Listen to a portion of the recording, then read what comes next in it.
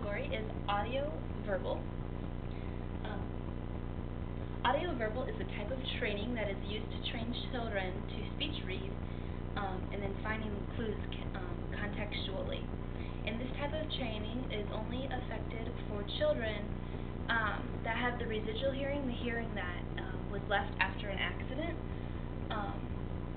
Usually this takes place with children that aren't a part of the deaf community, but children that have lost hearing and that are trying to gain that back, I guess. It's designed differently for each child because each child will be different with the type of hearing that they need. Auditory verbal started by Helen Beebe and Doran Polak. Both Helen, she was a well-known speech pathologist and educator for the deaf, and she wanted to have children be able to listen and speak, and then in turn apply that to their education. And so this requires a lot of hard work for the children, the parents, and the teachers, along with the therapist, and supporters of this philosophy for children with all degrees of hearing impairments to develop that ability to listen and use that verbal communication in their family and community.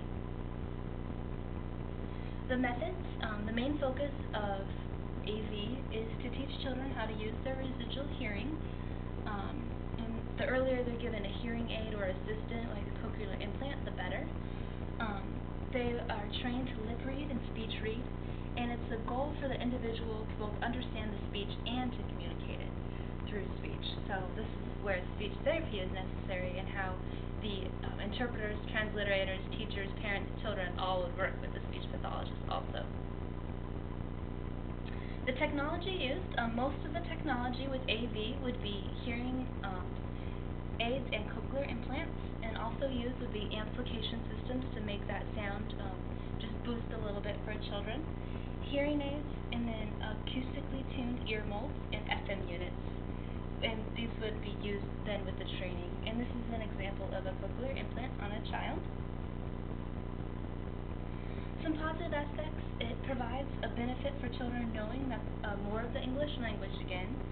Children can go straight into the mainstream education, and they shouldn't have too much problem with hearing if they're trained as infants. And then this allows students to interact with others in the classroom, not just the interpreter or the teacher. They'll be able to interact with all the children.